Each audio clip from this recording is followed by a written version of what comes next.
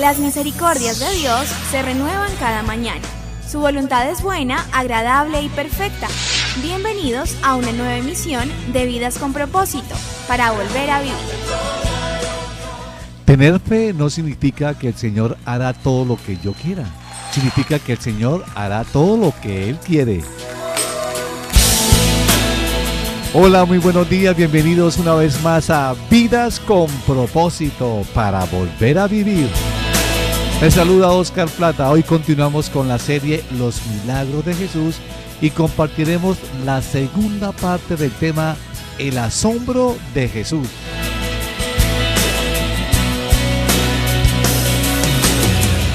Tú nos creaste con un propósito. El Asombro de Jesús. Nos acompaña Ángelo Becerra, pastor de la comunidad Vida con Propósito, Iglesia de las Asambleas de Dios, quien responderá a este tema. Buenos días, pastor Ángelo. Buenos días, Oscar, y buenos días, estimado oyente. Gracias por escucharnos en esta mañana y esperamos con el tema de hoy seguir siendo de edificación para su vida. También está con nosotros Erika Carrillo, líder de la iglesia sede de Piedecuesta. Bienvenida, Erika. Buen día, Oscar, buen día, pastor. Buenos días. Y a todos los amigos que nos escuchan aquí en el 1020 AM.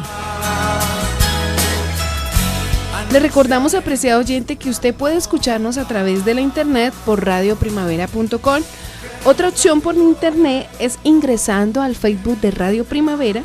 En la parte izquierda del muro encuentra las opciones de audio o video en vivo, y por la radio tradicional a través del 1020 AM. Queremos aprovechar para invitarlo a que descargue también la aplicación en su smartphone. Escuche las siguientes instrucciones. Radio Primavera 1020 AM presenta la app de tu nueva vida. Una aplicación donde podrás disfrutar de la programación en vivo como si estuvieras en cabina. Entérate de los últimos videos subidos a las redes sin salir de la aplicación. ¿Qué esperas? Descarga la app de Radio Primavera 1020 AM. Disponible en Google Play y en el App Store para celulares iPhone. Muy bien, estamos hoy retomando la segunda parte del tema El Asombro de Jesús.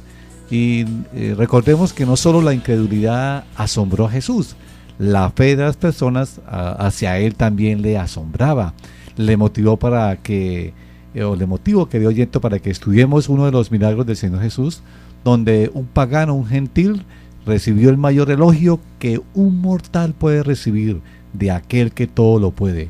El pasaje bíblico que estamos estudiando está en Mateo 8, del 5 al 13, así que lo voy a leer para recordarlo y entrar en contexto de lo que estamos compartiendo sobre este tema. Dice así Mateo 8, del 5 al 13. Al entrar Jesús en Capernaum, se le acercó un centurión pidiendo ayuda. Señor, mi siervo está postrado en casa con parálisis y sufre terriblemente. Iré a sanarlo, respondió Jesús. Señor, no merezco que entres bajo mi techo, pero basta con que digas una sola palabra y mi siervo quedará sano. Porque yo mismo soy un hombre sujeto a órdenes superiores y además tengo soldados bajo mi autoridad. Le digo a uno, ve y va, y al otro, ven y viene. Le digo a mi siervo, haz esto y lo hace. Al oír esto, Jesús se asombró y dijo a quienes lo seguían, les aseguro que no he encontrado en Israel a nadie que tenga tanta fe. Les digo que muchos vendrán del oriente y del occidente y participarán en el banquete con Abraham, Isaac y Jacob en el reino de los cielos. Pero a los súbditos del reino se les echará afuera, a la oscuridad, donde habrá llanto y rechinar de dientes. Luego Jesús le dijo al centurión, ve, todo se hará tal como creíste. Y en esa misma hora aquel siervo quedó sano. Estás escuchando Vidas con Propósito, para volver a vivir. Bueno, hasta aquí hemos visto que para asombrar a Jesús con nuestra fe, no debemos dejarnos influenciar por nuestro Capernaum. Es decir, no vivamos apartados y en incredulidad delante del Señor de lo que Él hace. Pero, Pastor Ángelo, ¿por qué el centurión, o por qué según el centurión, qué más debemos hacer a fin de asombrar a Jesús con una fe verdadera? Bueno, según la historia que Oscar nos volvió a compartir hoy del Evangelio, podemos reconocer el señorío de Cristo. Si nosotros realmente queremos de alguna manera conseguir algo del Señor, pues debemos reconocer su señorío. Dice Mateos 8 del 7 al 8, para retomar la historia, dice: iré a sanarlo, respondió Jesús. Señor, no merezco que entres bajo mi techo, pero basta con que digas una sola palabra y mi siervo quedará sano. ¿Cómo llamó el centurión a Jesús? Señor. Lo llamó Señor. Jesús accede a la petición hecha por el centurión y es bueno pues hacer un par de aclaraciones. Número uno, Lucas nos dice que el centurión no fue directamente a Jesús, sino que por medio de los ancianos de Israel le hizo la petición a Jesús. Eso cuando uno compara Mateo con Lucas, que está la misma historia. Número dos, este centurión amaba al pueblo judío al punto de haberles construido una sinagoga, o sea, era una persona piadosa. Había creído en el Dios de Israel. Creía en el Dios de Israel y bueno, aclaro, no fue el que construyera la sinagoga lo que movió a Jesús a hacer el milagro, sino la fe en él, porque algunos predicadores de la prosperidad han utilizado este pasaje para decir: vea, le construyó una sinagoga y por eso el Señor le sanó al siervo. No, claramente el pasaje muestra que este hombre tuvo fe en Jesús. Por más sinagogas que hubiese construido, si no tiene fe en el Señor, no hubiese visto el milagro. Y lo tercero, antes que Jesús llegue a la casa del centurión, este envía unos mensajeros para que el Señor no entre bajo su techo. Eso nos lo muestra el Evangelio de Lucas. Los escépticos de la palabra de Dios, usando la comparación de estos dos evangelios, Mateo y Lucas, atacan la inerrancia de las escrituras y afirman que Mateo contradice a Lucas o viceversa. Lo que ignoran los escépticos es que en la cultura judía algo, o sea, el que una persona haga algo por medio de otra es como si lo hubiera hecho la persona misma, ¿cierto? Así ven los judíos la vida y así la escriben. Por eso nosotros debemos estar un poquito familiarizados con el contexto en el cual fue escrita la Biblia, mayormente los evangelios, porque ahí es donde los escépticos atacan, porque ven algunas discrepancias según ellos, porque ignoran cuáles son las costumbres del pueblo judío. Al igual Jesús, cuando nos dice que en el nombre de Él hagamos tal cosa, es como si Él mismo lo hiciera. Exacto, no es que Jesús haga aparición, sino que, bueno, es como si se presentara por medio de nosotros. ¿Qué dice o qué nos muestra el hecho de que Jesús hubiese estado dispuesto a ir hasta la casa del centurión? Y más entendiendo que los judíos no entraban a la casa de gentiles. Bueno, el hecho que Jesús acceda a ir hasta la casa de un gentil, de un pagano, o sea, de un no judío, ya muestra mucho del corazón de Jesús, de la compasión que Jesús tuvo por este hombre. Quizá la compasión del centurión por su siervo movió a Jesús a tener compasión. Lo cierto es que cuando nosotros tenemos compasión de los demás, el Señor tiene compasión de nosotros, y eso es una bienaventuranza, ¿no? Bienaventurados los compasivos, porque ellos serán tratados con compasión. ¿Qué significado tiene que el centurión no quisiera que Jesús entrara en su casa?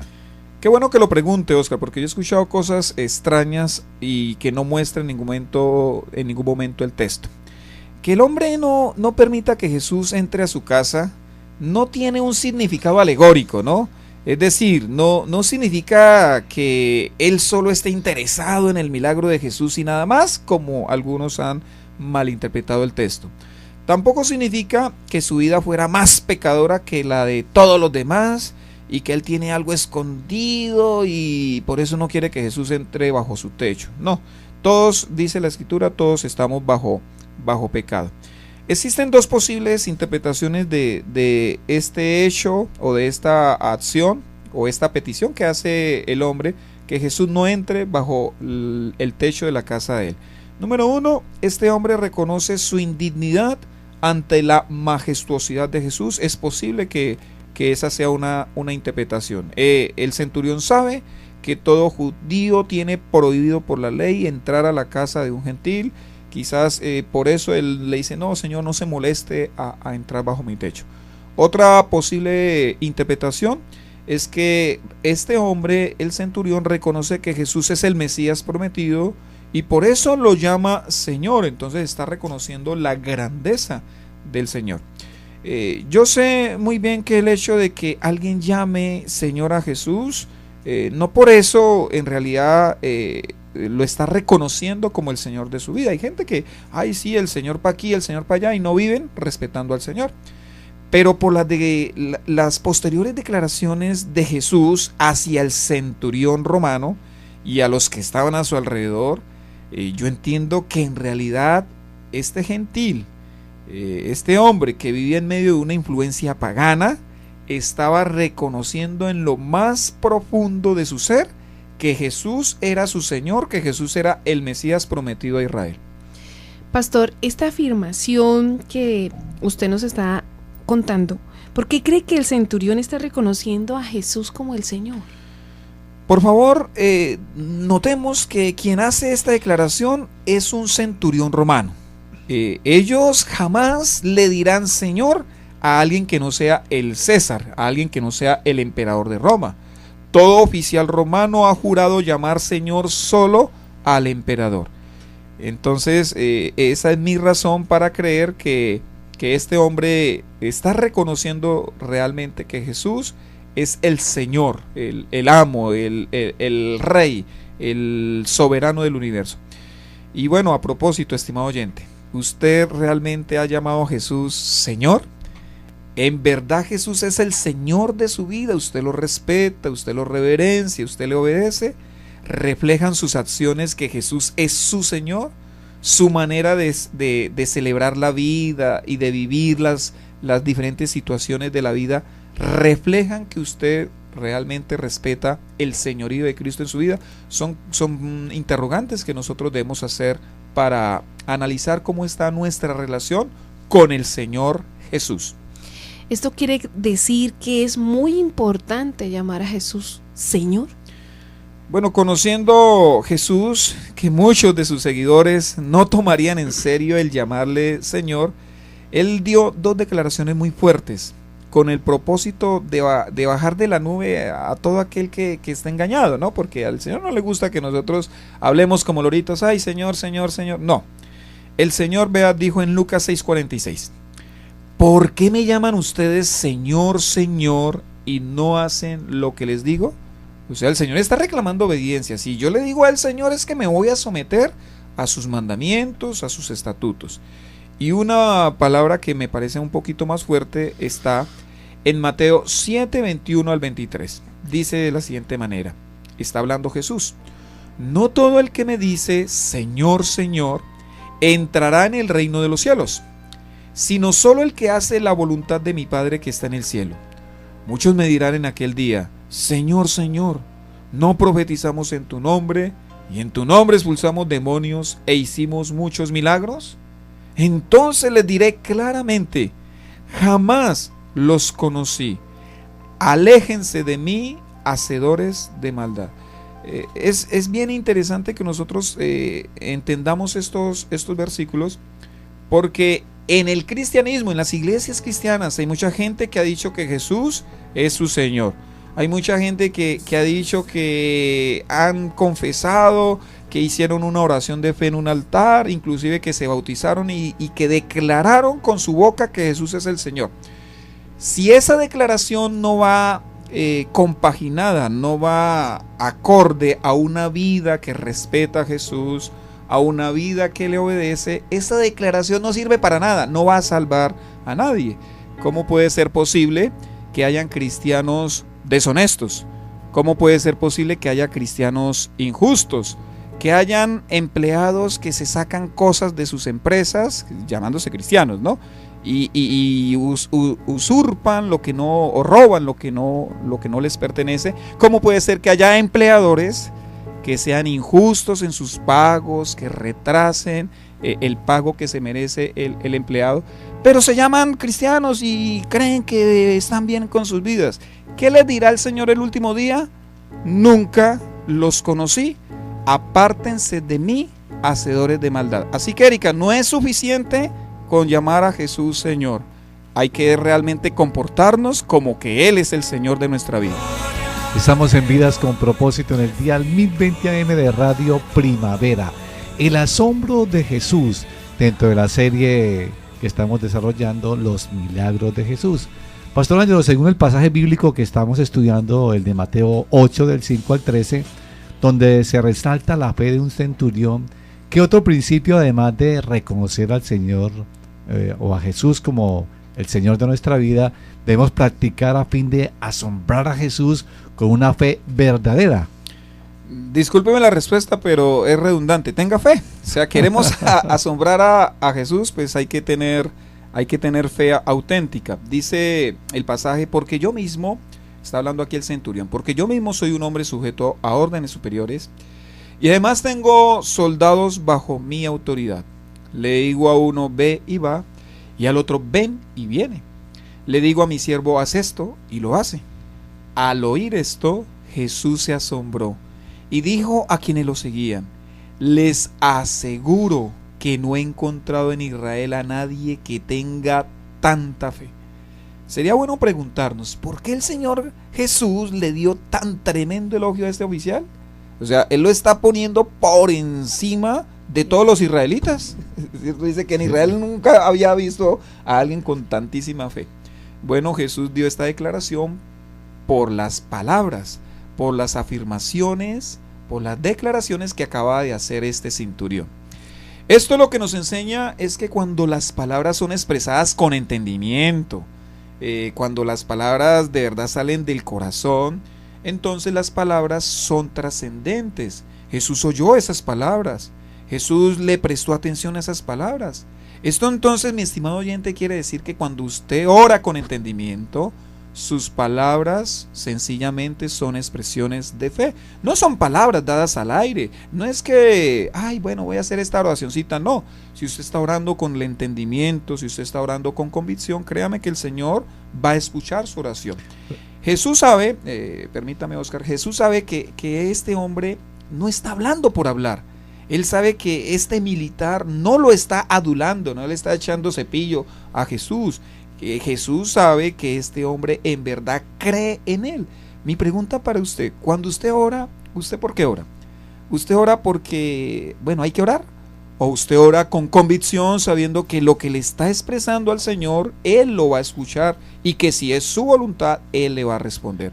Yo le invito a que ore de esa manera. Ore, pero ore con fe. Yo creo que a veces nosotros como cristianos rechazamos pues los rezos, ¿no? Pero también podemos caer en lo mismo, en repetir oraciones sin una convicción real del corazón. Exacto, o sea, el problema no está en últimas en los cristianos en repetir oraciones. Por ejemplo, yo repito casi todos los días, Señor, cuida a mis hijos. Es una petición que casi todos los días yo hago, pero sale de mi corazón, no digo ahí mecánicamente, Señor, cuida a mis hijos, guárdalos, no. Sale de mi corazón, hay una convicción en mi corazón de pedirle y una confianza de que Él los va a cuidar. ¿En qué se fundamenta la fe de este hombre? Bueno, el centurión hace un análisis de su posición como militar, que él recibe y da órdenes, ¿no? Y él está plenamente convencido que como Cristo es el Señor, así lo llamó, ¿cierto? Señor. De igual manera, entonces Jesús tiene la capacidad de dar órdenes a cualquier cosa o a cualquier circunstancia. Incluso el centurión considera que Jesús le puede dar una orden a la enfermedad para que salga de su criado. Así que no es menester que Jesús tenga que entrar a su casa para constatar que efectivamente el siervo del centurión va a quedar sano. No, este centurión sabe que si Jesús da una orden, esta será suficiente para que la sanidad llegue a su siervo. El centurión no está pensando que el poder está en las palabras en sí, sino que el poder está en quien las está emitiendo, el Señor.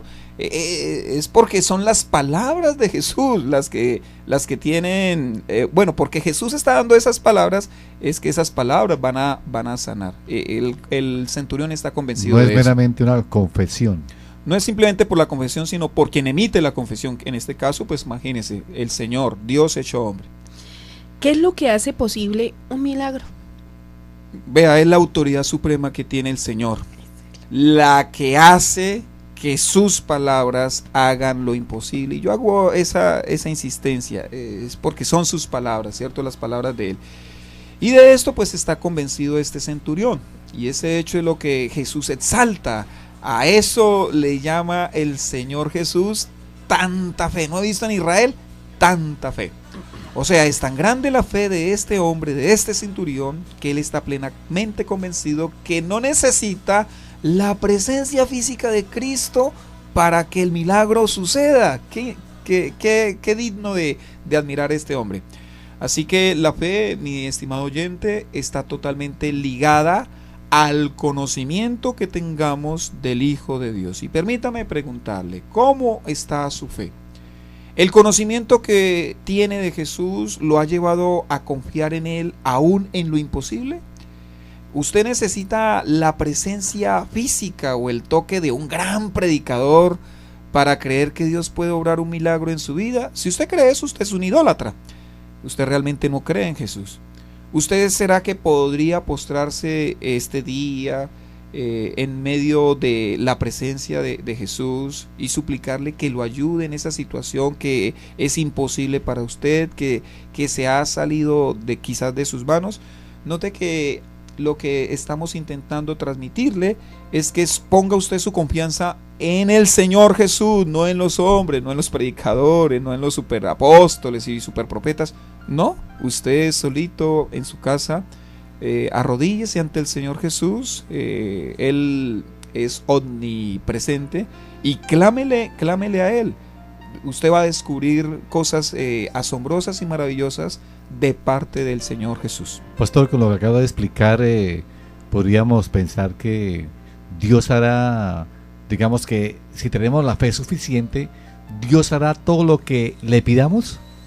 Bueno, Oscar, yo quiero ser honesto y quiero ser muy transparente con los oyentes. Vea, tener fe no significa que el Señor hará todo lo que yo quiera. Eso significaría entonces que yo soy el Señor y no Él. Tener fe significa que el Señor hará todo lo que Él quiere, ¿cierto? Tener fe es verme como su siervo, totalmente sometido a su voluntad. Tener fe es estar plenamente convencido que todo lo que Él quiere es lo mejor para mí desde la óptica de Él, no desde mi óptica, desde la óptica de Él. Así a mí me duela, y así quizás yo no lo entienda. Francamente creo que esta es la lucha de muchísimos cristianos. Que nos quede bien claro, algunas veces el Señor no nos sanará o no responderá afirmativamente a nuestras peticiones, no porque no tengamos fe, sino porque no es su voluntad. Y eso, cuando un cristiano lo entiende, lo fortalece, lo protege, lo cuida, porque yo he visto muchas veces que el Señor ha dicho sí, pero también he visto muchísimas veces en que el Señor ha dicho no.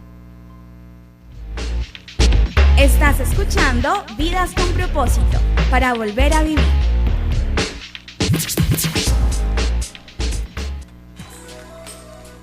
Luego de haber manifestado la fe, de haber creído que Dios puede ayudarnos aún en medio de lo imposible, ¿qué podemos esperar del Señor? Bueno, recibir ese favor de Dios, recibir esa respuesta. Dice acá, les digo, el pasaje de Mateo 8, 11 al 13, les digo que muchos vendrán del oriente y del occidente y participarán en el banquete con Abraham, Isaac y Jacob en el reino de los cielos, pero a los súbditos del reino, o sea, a los israelitas, se les echará afuera, a la oscuridad, donde habrá llanto y rechinar de dientes.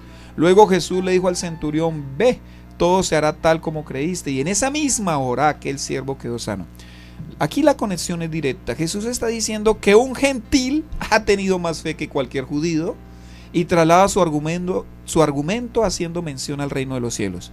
Aquí Jesús está hablando de la salvación al pueblo gentil y que muchos judíos van a quedar excluidos del reino de Dios por la dureza de su corazón. Y luego de hablar sobre la salvación, Jesús habla de la sanidad.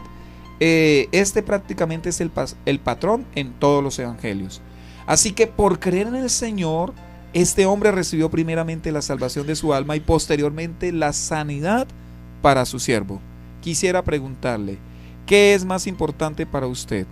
¿La salvación o la solución a su problema? ¿Qué es más importante para usted? Cierro con las palabras de Jesús, Mateo 8:10. Al oír esto, Jesús se asombró y dijo a quienes lo seguían: les aseguro que no he encontrado en Israel a nadie que tenga tanta fe. Mi estimado oyente, tenga fe como el centurión tuvo la fe en Jesús. Salvación y me liberó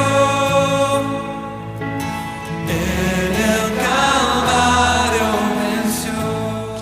Apreciado oyente, mañana dentro de la nueva programación de Vidas con Propósito tendremos teología pura teología, así que no se la pierda. Todos los domingos, la comunidad Vida con Propósito le invita a sus reuniones. En Piedecuesta, de 8 a 9:30 de la mañana y de 10:30 a 12 del mediodía. En la carrera séptima, número 450. En el poblado municipio de Girón, a las 8 de la mañana. En la carrera 26, 4227. En el segundo piso del restaurante y asadero El Gran Broster, junto al Romboy del poblado. Y en Bucaramanga, a las 5 de la tarde. En la carrera 18, número 1922, Colegio Americano. Comunidad Vida con Propósito, para volver a vivir. Conocer la palabra de Dios a profundidad significa vida nueva y esperanza. Acompáñanos cada miércoles y viernes a las 7 de la mañana en nuestro programa Vidas con Propósito, para volver a vivir.